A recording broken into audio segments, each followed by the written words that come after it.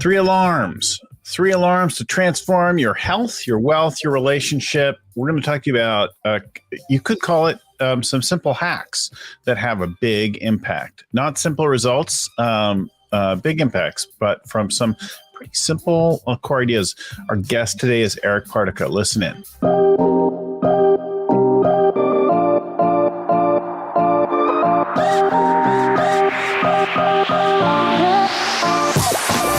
Everyone, my name is Bill Gallagher, scaling coach, host of the Scaling Up Business Podcast.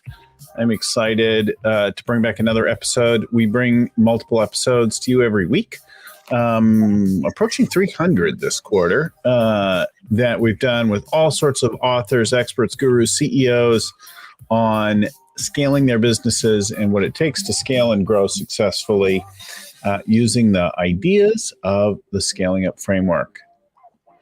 So all that and more, scalingcoach.com. I want to welcome now Eric Partaker. Eric, where are you today? I'm in London. I'm on the other side of the pond. Well, I'm in London for a little bit longer.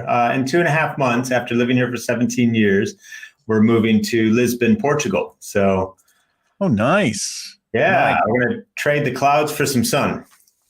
It is a little sunnier and nice there. It's definitely a different vibe. I like both places. The last city I visited before things went screwy was Lisbon. So, oh, really? Okay. Yeah, I was there in March last year.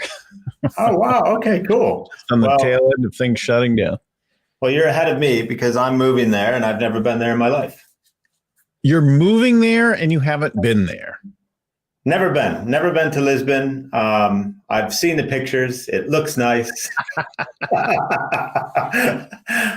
And are you moving actually to Lisbon proper or to somewhere in the outside the city? Yeah, greater Lisbon. So 20-minute drive from the city. We're going to be very close to the international school, an American international school that the littlest one is going to be going to. But I feel I'm in safe hands because my wife is Brazilian and she's Latin through and through, and we all speak Portuguese in the house. So I'm feeling all right. Yeah. Yeah. Nice. All right. Well, that's half the battle right there. Portuguese is a beautiful, beautiful language. Yeah. Yeah. So we're looking forward to it. June 20th, we head out. Well, I'm excited. So for our listeners who don't, Eric's a past guest of the show. He's talked about performance with us before. He's a performance expert. He's a former CEO. I don't know, maybe once you're a CEO, you're always a CEO.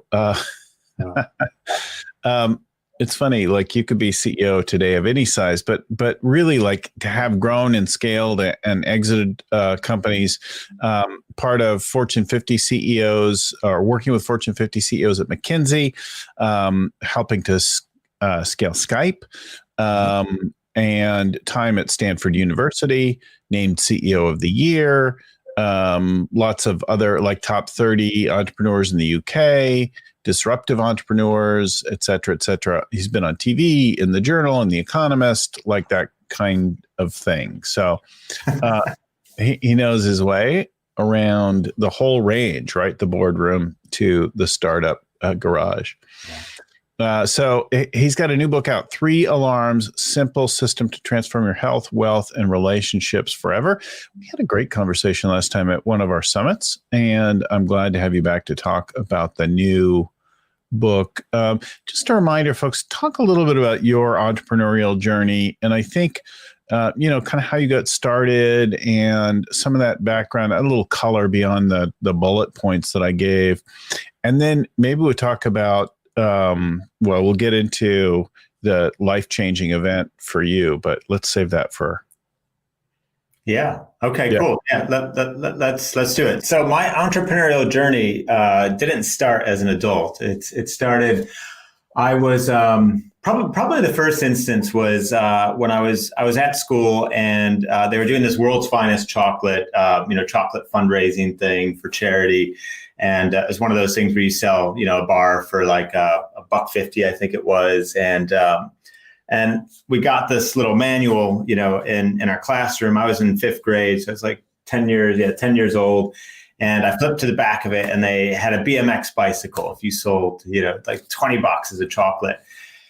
And well, we weren't going to buy 20 boxes of chocolate, me and my family. So my kind of first entrepreneurial thing was standing outside. It was Dominic's, the grocery store at the time, and basically just saying world's finest chocolate, $1.50 to every person that came out. I think they started to feel sorry for me after a certain point. I did that for about a month straight, and a few hours a day after school, 8 hours a day, Saturday, Sunday, and I managed to sell 20 boxes of chocolate and got this bicycle, which was a real eye opener for me, because I didn't realize, I had never really tried to sell anything or do anything before that point. And it was exciting. And I think a few years after that, I noticed some landscaping crews going around the neighborhood. They seemed to be making some good money, so I asked my parents if I could take the lawnmower around. And I was 13 then, and within short period of time, I had what was it? It was 13 houses paying $10 a week, so $130 a week cash as a kid, just cutting grass. And so those were the first kind of seeds that were planted in my head to do things a little bit more entrepreneurially. I think it's useful. We've had quite a few guests who can source back a childhood thing, realizing that they could sell something, or they could put something together, or find some value exchange opportunity. They're like, oh, I don't just have to have a job. There's a little something that's a little more creative here for us. And then that's the what's the starter drug or whatever. Yeah, exactly. And then you get hooked, and then thereafter, I got a degree in finance from University of Illinois, Urbana-Champaign. My first job was actually at McKinsey and Company, and that was competitively driven, simply because there was a professor that was visiting University of Illinois at the time, who was a visiting professor from Stanford. And I took the class simply because he was a visiting professor from Stanford.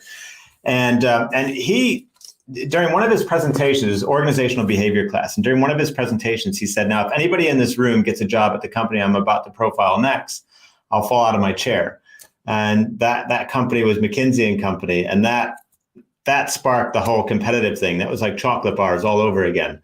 And so I went up to him afterwards and I said, I'm going to get a job at that company. I had no idea what the company was even about.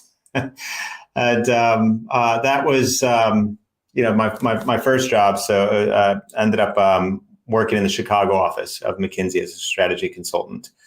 And that was a real boost for me, because most of the kids, well, I'm 45 now, and I think back to when I was like 22 or whatever. It feels like I was a kid then.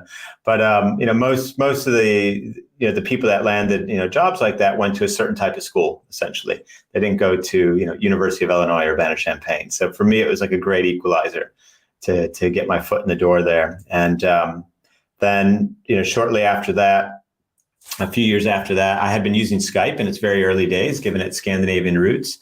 I'm half Norwegian, half American. So I was in the Chicago office of McKinsey, and then in the Oslo, Norway office. Mm-hmm. And I just kind of barged my way into Skype. They weren't hiring any business people at the time. And I think the first time I applied for a job, they rejected me. 3 months later, I applied again on Christmas Day. The recruiter pointed out that I had applied on Christmas Day. She thought that was a bit odd, but persistent. And at that point, they were looking for somebody with business acumen. And so joined Skype, and it's very early days. We were about 30 or so people. Helped blitz scale that to 500, and we had that big exit to eBay for $2.6 billion. Did we make the connection before that? Jan Tallinn from there was a backer of my son's projects. No, we talked about Jan before, and I know the Toivo and Jan and Ati and Preet and Nicholas and Giannis, of course. I worked with the founders, and then after that, after the eBay transaction, I was trying to think of what to do next. And I was missing Mexican food, having grown up on it in Chicago. And so then I started what became an award-winning chain of quick service Mexican restaurants in the UK. And these days, I work, at the moment I work with 26 founders, CEOs, but taking a very holistic approach to the coaching and mentoring, whereby, it's not just helping them scale their business, but also scale themselves as a person and scale their leadership as well. So, and that's where I am today. Now sat here in front of you in London on my way to Portugal. That's so awesome. We may go to Portugal later this summer as the tourism stuff opens up and we can wave our vaccine cards around wildly and get re-entry, be mobile. What did you like about Lisbon? What was your number? What was your favorite? Well, so we were only there for a couple of days. I wasn't there for very long. And I think the last time I was there, I was probably 6 or 7. So I haven't spent enough time there, but it, it was just nice to be around. We went to an amazing Michelin starred restaurant. We stayed at a place a little bit out of the center of town on the water. I just I love hanging out here, and I want to go more to some of the little towns further out. So I don't know. We may go to Greece and Lisbon, and maybe, I don't know if I'll go to that. Maybe 2 places for a little bit longer trip in I think August is probably by the time I have a schedule opening to go. Nice. That sounds exciting. It'll be nice and warm in August. That's for sure. Yeah. And I think it's a great place to work, and it's been great. We've had some client companies work there, and some vendors that we've done work with there. And so it's been, there's something cool going on there. So yeah. Cool. More time. So you're on an airplane and you have an event and it changes your life. You start to reassess a lot of things. Let's talk about the shit that didn't go well. The things that gave you the wake up call. Talk to us about that a little bit. Well, so that competitive spirit that I was referencing, that started with the chocolate bars and continued on, getting the job at McKinsey. And looking back, what I could see is that the whole first half of my professional career was just driven by massive insecurity. It's just, trying to constantly prove. You're the first one. The rest of us just were super confident right from the get-go. There's nothing in the way. Like, we weren't faking it for 1 minute. Well, I know. I feel awful that I'm the oddball out. It's like, I don't know why everyone else is so darn confident and I'm not. They went to better schools and their parents had more money. Exactly. They were better looking.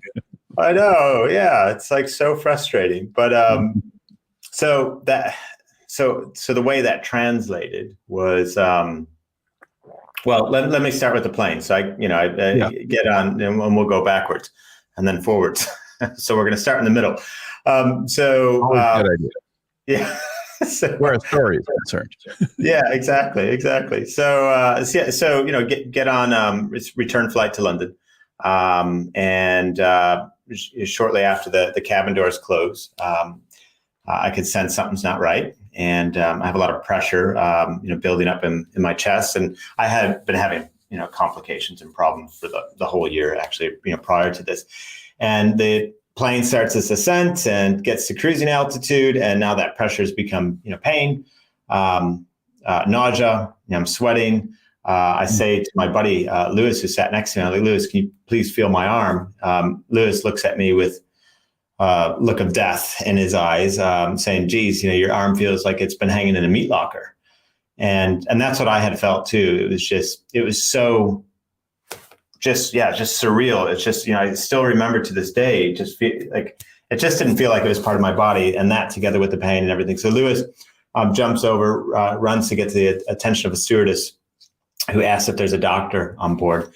So, sometimes you hear, "Hey, is there a doctor on board?" Well, yeah, there was one for me. And luckily enough, he came rushing up from the back of the plane and, took my vital signs and said, "We need to land the plane immediately. I think he's having a heart attack." And, thank God for him, because as the plane descended, I was just terrified. My, heart would stop completely before we got to safety. And Obviously, I'm not doing some kind of amazing trick where I've returned from the dead. We were we were safe, and the airport had shut down the runway for an emergency landing. I couldn't resist. I had to Google, a couple of months afterwards, how much does it cost an airline when you emergency land a plane? And apparently it's about $150K, and I think I must have paid them probably $150 for the ticket, so they didn't do too well off of me. And took me into a waiting ambulance where they administered nitrates there on the runway and opened up, increased the blood flow to the heart. And as the ambulance sped off to the local hospital, I looked up into the eyes of the paramedic looking down at me, and I said, "Please don't let me die. I have a 5-year-old son." Mm. And it just, that really hit me. The next day I thought about that a lot, because I didn't say, "Please don't let me die." I had to clear out my inbox. And that was the big realization that, there's 3 critical pillars that we got to keep in balance at all times. Our work, obviously, because it is important to us. And it provides the means for us to do what we want in life, but our health, because without our health, we're nothing. But then the interesting thing was that when I thought it was lights out, game over, that's all she wrote, the first words out of my mouth related to relationships. Yeah. And love, family. Yeah. Yeah, exactly. So I, what was clear for me looking back, but not clear, up to that moment, was that I wasn't prioritizing my health and relationships.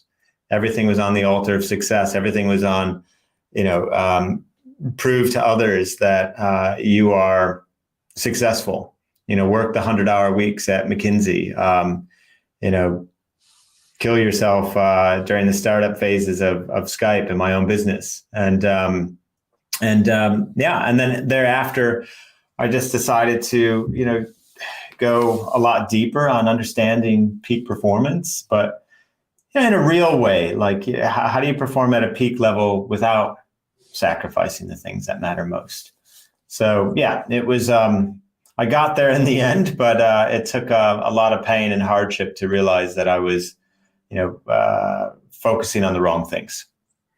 So that we're going to talk about the alarms before too long, but I'm gonna keep holding back on that for a minute, because I think that was like a life alarm, right? That was not the optimal kind of alarm. That's the kind of alarm that you can't ignore, that might even take you out if you don't respond to it well. Yeah, definite wake up call, and somebody listening right now, they might think, well, I haven't had a catastrophic, health event like that. This doesn't really apply. It's like, well, hang on. I mean, does it not really apply? I'm sure if you're listening, watching right now, you have looked in the mirror at times and thought, I could be doing a better job on, the health front. I could be doing a better job on the home front. I could be working more productively, working less, working more efficiently. So I think it really does relate to the vast majority of people. And it's just, be thankful you haven't had a catastrophic, health event, but don't push it so far that you get one. Yeah. I had something far, far less dramatic, but years ago, I weighed quite a bit more than I do now. And I was trying to keep a couple businesses going, and skipping lunch and eating fast food at my desk and working really hard and not doing well as a dad or as anything else. And in examining that whole situation, I can't remember what the trigger was, but there was a kind of a thing, like the pants didn't fit right, or I was embarrassed by a photo or something like that. And I looked at it because I was applying rigor and performance coaching, that kind of thing, to my life at the time. And I said, wow, this is one of the areas of my life that doesn't work.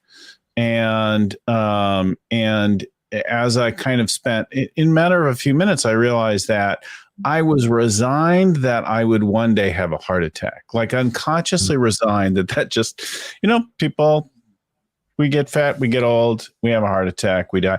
And really all I wanted to do was to live long enough to see my kids grow up. Wow. Yeah. So that's Yeah.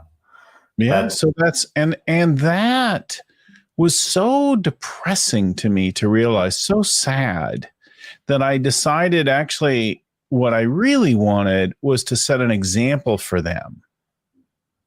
Mm. And in the next day, I registered to run my first triathlon.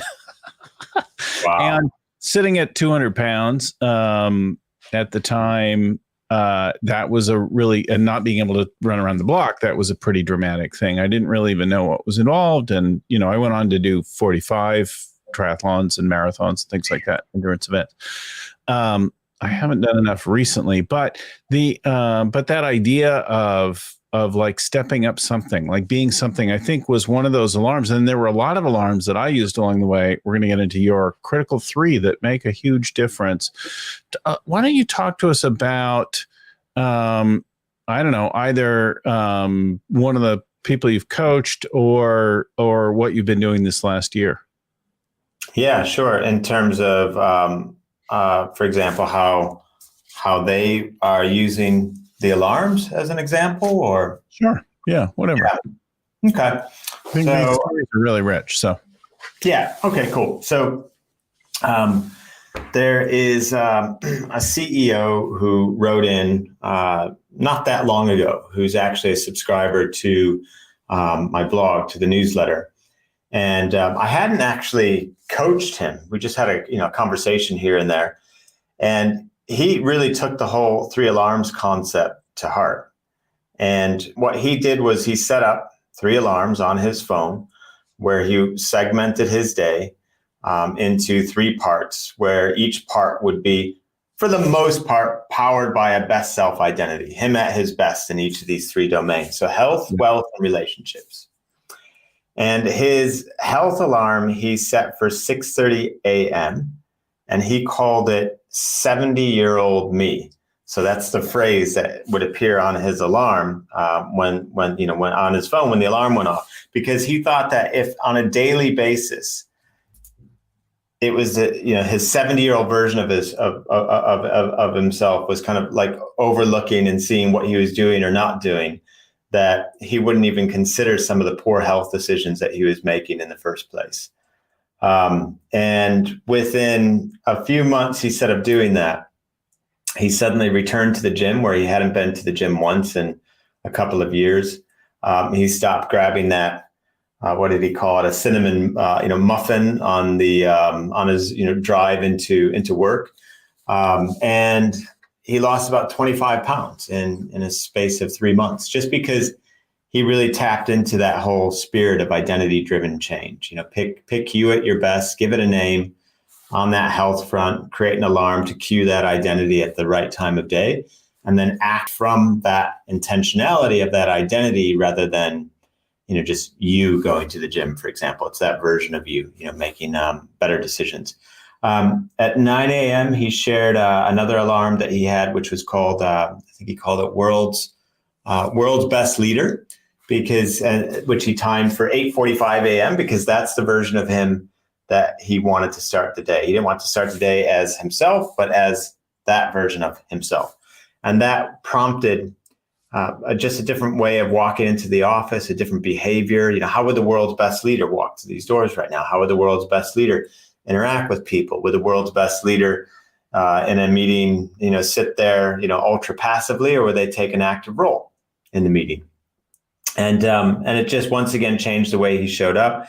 I think specifically he tied that to him taking a stronger stand when it came to safety in this company. It was a manufacturing company. And as a result of that, taking more ownership of that, they reduced the critical, incident rate quite dramatically, I think by 75% within a period of a few months, once again, which again, he tied to him taking a more identity-driven, approach to his wealth domain or his work domain or his leadership domain. And then last but not least, he used the same alarm that I still use to this day on my phone for the evening. So at 6:30 p.m. On his phone came up world's best husband and father, to prompt the question, well, how would the world's best husband and father walk through that door right now? When I first used that alarm myself, it totally changed the way I walked into my house. Prior to that point, I wasn't anything close, to the world's best husband and father. Kids might want to play, and I'd put it off. Wife might want to talk about something, put it off to the weekend. Right? Yeah. So that kind of intentionality is. Let's talk about the 3 alarms a little bit. I'll share some of the alarms I actually made as I got ready for the show today. I made some changes to my alarms because I realized some of them had expired. But talk to us about your 3 big alarms and how you're using it. Yeah, so I changed them. I've changed them even since when I wrote the book. Yeah. So now at 6:30 a.m., an alarm goes off on my phone. It says pro athlete. I am far from a pro athlete. When I was growing up, I wanted to make the basketball team so badly. And I did my best to make the varsity team. And then all I did was sit on the bench the whole time because I was never good enough to play. So I'm so far from a pro athlete. But the point is that the pro athlete, when I cue that identity, I think of, my disciplined, relentless, almost like pain-seeking self. And it just changes the way I approach, workouts. I work out when I might brush off the workout. When I'm in a particular exercise routine and I get to that, 8th repetition, and I feel like I might give up, I power through. I get 12 for good measure. At 9 a.m., the next alarm goes off for me. And it says Elon Musk, because when I'm working, I don't want to work as much as he does, but when I'm working, I want to be as focused, fast, and almost like genius driven as I'm sure Elon must be. When I read his biography, there's this really funny part in the book where one of his colleagues says, Elon does everything fast. He eats fast, he works fast, he talks fast, he even pees fast. So I thought, gosh, that's I feel sorry for his girlfriend. Yeah.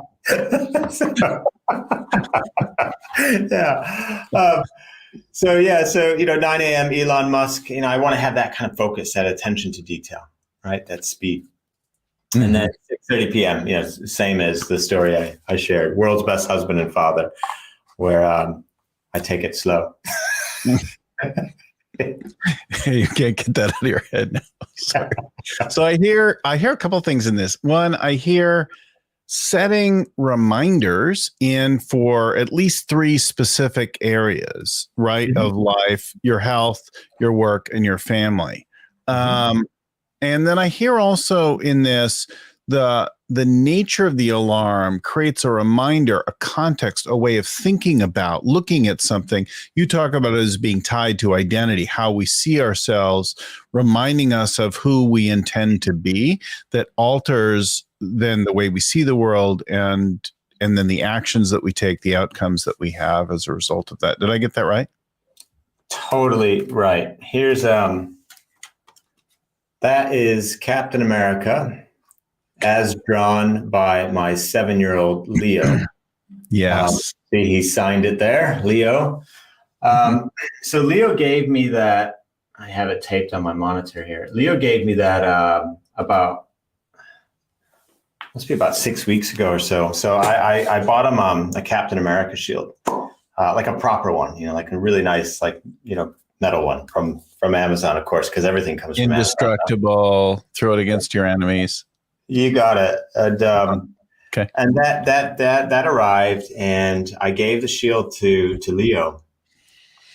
Boom. He became Captain America in an instant. I did not need to sit down with Leo and say, okay, Leo, I'm going to train you or teach you how to behave like Captain America. This is, your behavioral Captain America training sessions. He just became that. And the reason I'm sharing that story is because the whole spirit of the 3 alarms is nothing other than reconnecting us with how we used to be when we were children. Because kids don't think about behaviors. Kids step into identities and then their behavior follows. And Leo became Captain America. And in short order, he was running around the house acting like Captain America. And it happened instantaneously. So we already get this whole concept of defining what best looks like, the superhero version of ourselves. And I'm just pushing people to, rather than get overwhelmed by, say, Tony Robbins, categories of improvement, or Stephen Covey's, roles and responsibilities in both instances, which can be nearly endless. Just think about 3 domains: health, wealth. And when I say wealth, I mean what you do to create the money, work, as well as what you do with it afterwards. Health, wealth, and relationships. What does best look like for you? Give it a name. It could be another person like Elon Musk.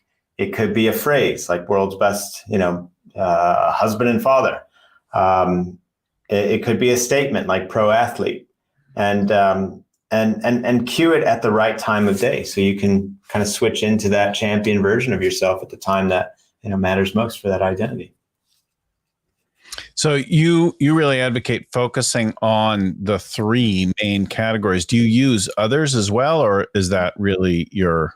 It's a slippery slope, and the moment you start bringing others in, others will follow. And it's like letting somebody in the back door of the party, and like they let in their 10 friends as well. So no, I mean the three, it's the 80-20 to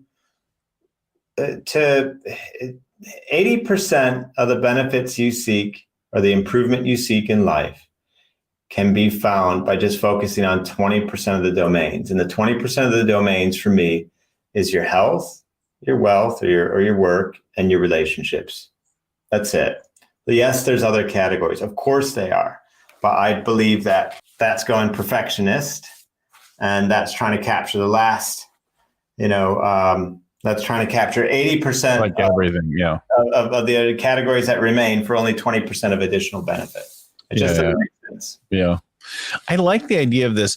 I have a couple of things, and I've used them in different ways. I mentioned that I did a bunch of triathlons, and I was not a very good swimmer. In fact, I could barely swim. I wasn't much of a runner, and I was kind of crappy on the bike. So I focused just on the transitions, but the swimming was for sure the hardest thing for me. And in particular, like I like the water, but like swimming competitively, like trying to get somewhere, was a challenge. And I really had to learn proper technique, even though I'd grown up near the water and surfed and things like that. I didn't know like a proper technique. And so I really had to learn it. But then I live in San Francisco, where the water is wicked cold and that kind of thing. So my alarm, I didn't have an overall one, but I had bragging rights for my swim times, because I came up with that if I went out to swim and quit when it was miserable, like cold, dark, foggy or whatever, as it often would be, that would be kind of embarrassing. But if I did it in the most miserable condition, that was bragging rights. So like the bragging rights was that inspiring reminder for me. And it worked really well for a lot of the time to get me to do that. And I've used that naming, not with those big reminders that you have, but with lots of little things like remembering to pick up my dry cleaning or do my taxes or things like that. I've changed the way that I've written it. I learned that from another productivity approach or system out there. And I found it helpful, but I think that they have to change, that they evolve sometimes, right? They sort of disappear and they lose their relevance to us with time. Oh, absolutely. And I think of the alarms and using your phone as the training wheels that you're putting on the bicycle. Yeah. So just to remind you hey, this is what you said best looks like in this domain. Yeah. And this is generally the time of the day when that best self identity is most active or has a chance to be. So here's your reminder. Yeah. Over time, you become less and less reliant on them because you start to behave, like that. I know the moment I start getting into a silly, disagreement with my wife, or if I start finding myself getting annoyed, with one of the boys or both of them, I'll also in that same moment catch it where I didn't catch it in the past, and I'll be like, Catch it faster. Yeah. yeah, I can feel, this feeling that's festering right now. I know that that's not congruent with the best in me. Yeah. So another powerful thing that I do is I just start the day with, I call it a dream team practice, because I think of these three best self identities as like my dream team. Like I'm not going into the day alone. I have the help of these other three. And at the start of the day, I literally take nothing more than 5 minutes to just redefine, okay, who am I? What's my health identity? What's my wealth identity? What's my relationship identity? What are the values for each of those? And then I pick what I call a champion proof, because I think if those three things represent me at my champion self, then what's one thing that I could do to evidence that I'm being that version of me in the context of that day? It could be an action, a behavior, something. It might be as simple as like telling my wife, that I love her, or playing a board game with one of the boys, or a video game, more likely. It could be, I'm going to do 500 calories in the stationary bike today. And on the work front, I'm going to get that presentation off that I know I should, 80-20, 20% of the effort, 80% of the result, just get it off, ship it today. And I'll pick one action every morning that evidences me at my best in each of those domains. So the alarms just become more of like a reminder over time. And it's starting the day with that intentionality and that focus that becomes more like a permanent part of the daily fabric. Yeah, I love also that there's distinct day parts. Like, okay, this part of my time is for taking care of myself, and then this part is for building my business, and then this part is for being with my family. And rather than being all over the place all the time, I'm going to be really kind of focused into these areas at each moment. I like that a lot. Yeah. Yeah, and it's really powerful too when you get to the end of your day and you shut down and you go into, that home segment. And, if you do simple things, like leave your phone in the office if you work from home, or literally shut your phone off. Your phone, if you're trying to be your superhero self at home, your phone's your kryptonite. So keep it away from you. I think it's really easy to see that in others. And if you can see it in others, you got to ask yourself, well, what am I doing? Right. And so if you've got somebody in your life whose phone bugs you, you might ask yourself, right, where does your phone or whatever the distraction is? For most of us these days, it's our stupid phones that we don't put away. Right. I'm going to put that over there. I'm going to turn it down. I'm not going to look at it. I'm not going to feel it, that kind of thing. Of course, then you could get the watch too, and it'll buzz you. Yeah, but but I mean, you're right. It's about keeping it out of sight and out of mind, right? You got to put the blinders on, be with the people where you are at that moment. Yeah, don't have an AA meeting in a bar. It's like keep the things that create difficulty and challenge for you away.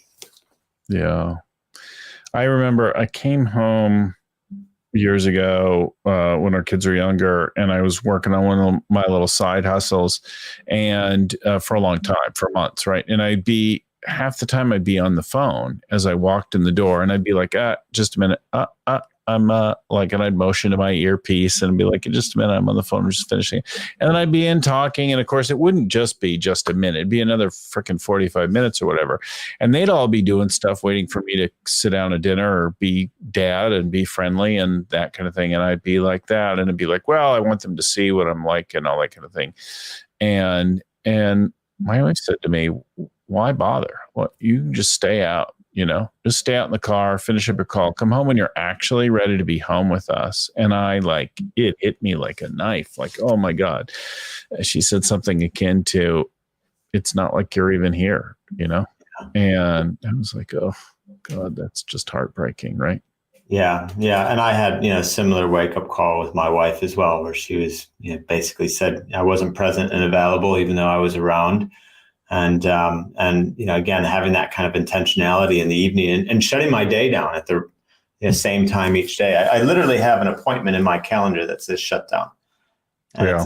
it's an appointment with myself, same time every day. And all I do is I look at the day ahead, final check of my email, look at my calendar. I choose the top 3 things that I'm going to work on. And then I schedule those 3 things as appointments in my calendar with myself.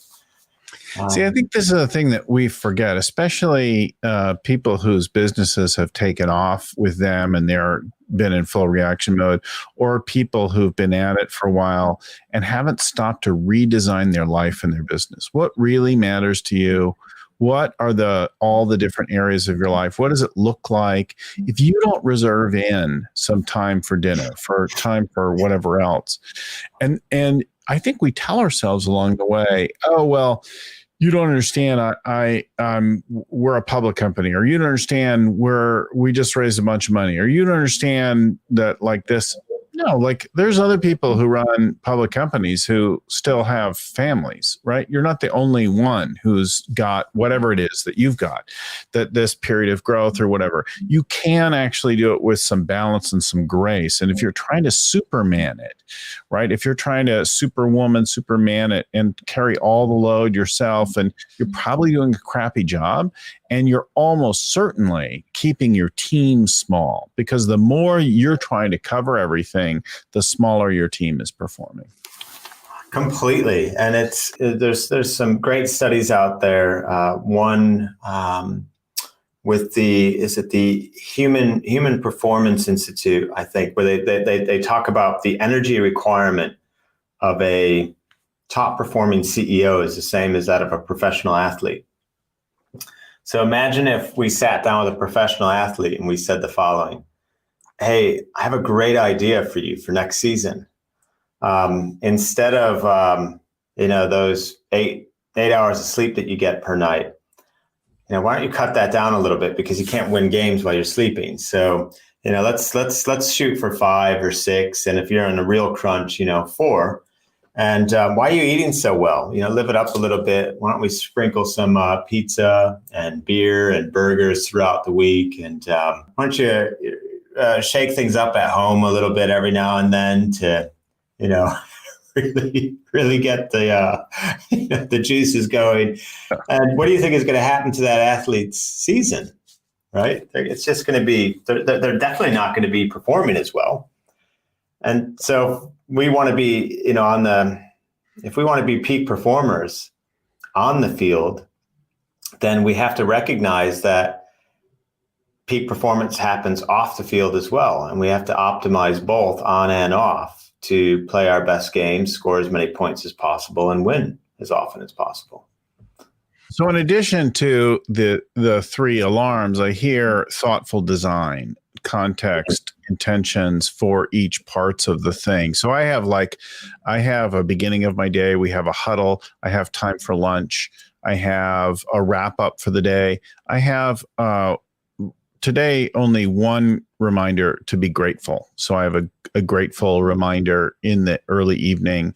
And what are some of the other things? Of course, we have our planning sessions and our weekly meetings and things like that. But I have dinner booked in every time. I have some fitness and some thinking time all designed into my calendar, so that even if I have to move things around, I've got something that I've got to move. I've already put in and designed in some of that.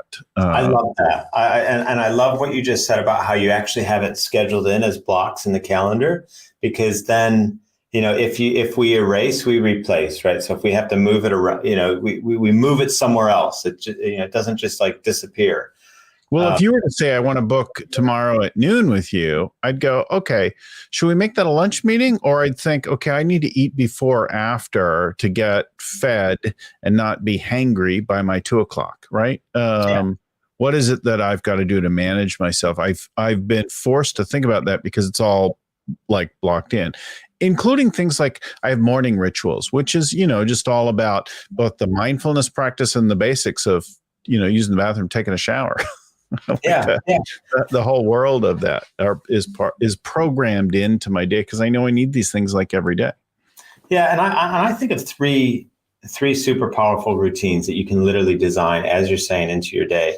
The real game changer for me came when I recognized that a super productive day doesn't actually start the day of, but the evening before. The evening before, yes. And I implemented, and I've already touched on one, but I'll just, so I have an acronym that I use for the evening before. So I call, I end my day by sedating myself, but not with like a beer or a glass of wine, although that's not necessarily a bad thing. But it's more a creative pronunciation of the acronym SD8, sedate. And the S is the shutdown, right? So static appointment in your calendar, you shut down the day. It's at that moment that you make an intentional decision. I am done working now, and I'm going to step into being my best on the relationship front. And you transition into that part of the day. The D is for digital sunset.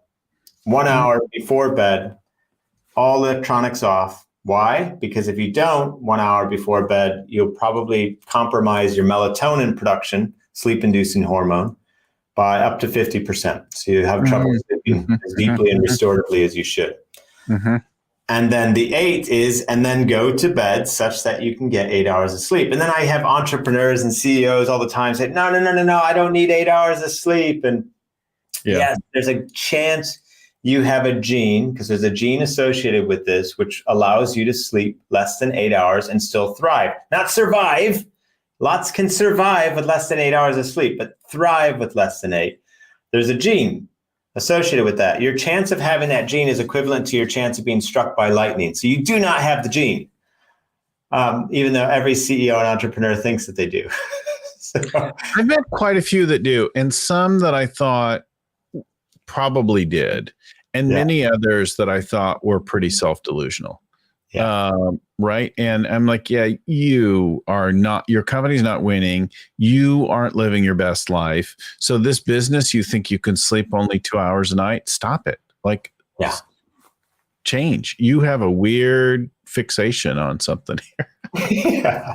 Yeah, exactly. I mean, not everyone is willing to take that coaching, but and mathematically, it's just not, it's just not possible that that everyone here is so different. Right. Yeah.